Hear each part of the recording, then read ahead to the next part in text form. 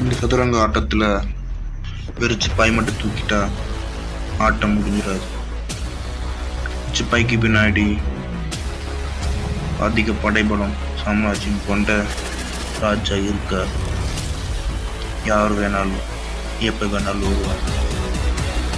ஆட்டம் இப்போதான் ஆரம்பிக்கும்.